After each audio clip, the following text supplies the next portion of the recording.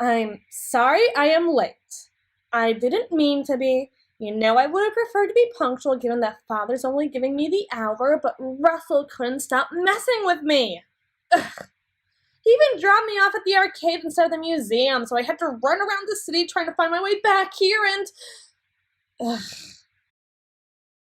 I can't believe I actually ran for you. And I can't believe you're even still friends with this guy.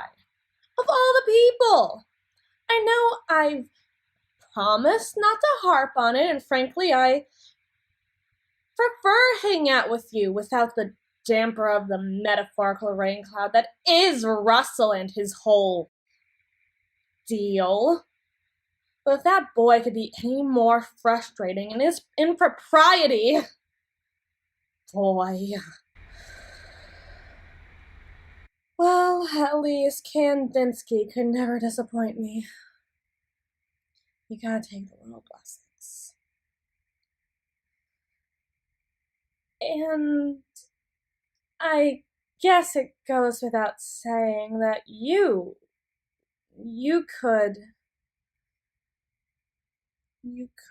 never understand this exhibit without my expertise on the subject matter. So naturally, you had to tag along. You won't be getting that extra credit for a museum visit if you can't even explain what you saw. And naturally, explaining a topic is one of the best ways to learn it. So this is a mutually beneficial trip for the both of us. It makes perfect logical sense. And, well, it's not like I could stand walking around the museum with anyone else. And although I prefer to study by my lonesome most of the time, I'm glad that it's you. Now, my father gave me 3 hours to do the museum and the necessary coursework involved, and he'll be looking for evidence when I arrive back, though Russell has already wasted a good 45 minutes with his unnecessary chicanery, so I might not be able to catch lunch, but I'm completely fine with just watching you eat, though. I mean, being around you is probably nourishing enough for me. I'll fill out my worksheets then. Shall we get going?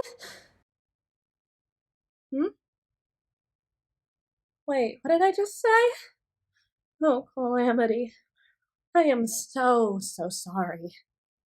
It's improper to imply such a deep relationship in public of all places without taking into account how you might feel. I mean, the burden of someone else's attachments can be so... Right. Sorry. I'm not trying to be like this on purpose. I just am this. Am myself. Undeniably myself. No matter how I walk the line, dot my T's, cross my I's, I can never stand proud enough to even be worth my family name because I don't even feel proud of my own.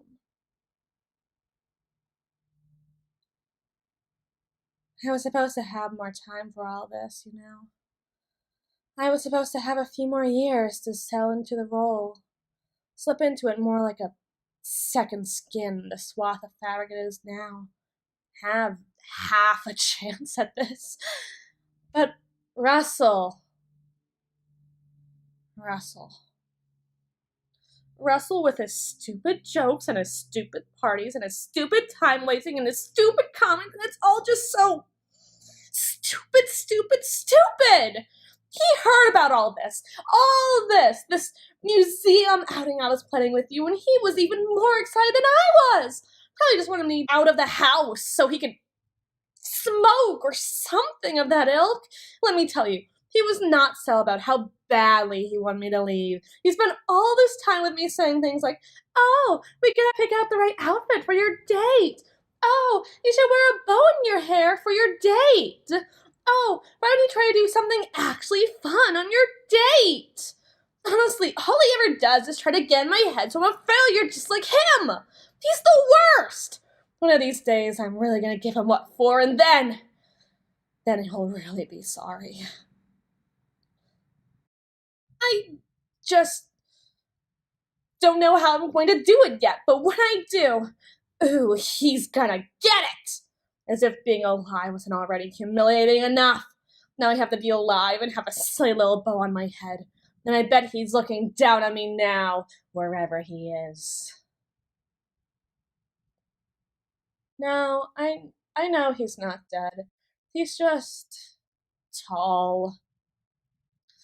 Presumably, no matter what location he's in at any given time, he's going to have to if we're going to make eye contact. Unless something very drastic occurs, and I would accept nothing less than direct eye contact from him. If you don't look people in the eyes, you lose the battle of wills. My father taught me that. I'm not glaring. You're just a worse battler of wills than I am. Why does nobody get that? The battle always takes place in the mind. If you put up a confident, aggressive, and offensive front before the interaction even begins, you can't lose. I mean, look at me. Really look at me. Look me in the eyes right now and tell me that I do not carry with me, I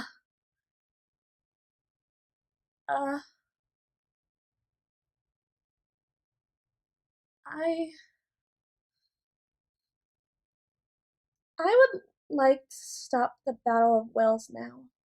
I'm usually better at this, I promise. I promise. Look, I know that you're closer with, you know who, him.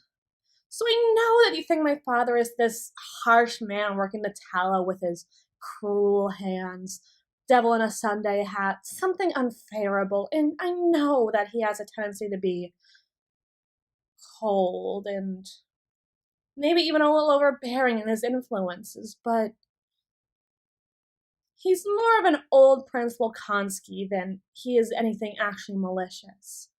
He's old. His late 50s have made him feeble in some ways and sharper in others. He's a victim of good breeding, really. I respect him immensely, even if I am currently subverting his will.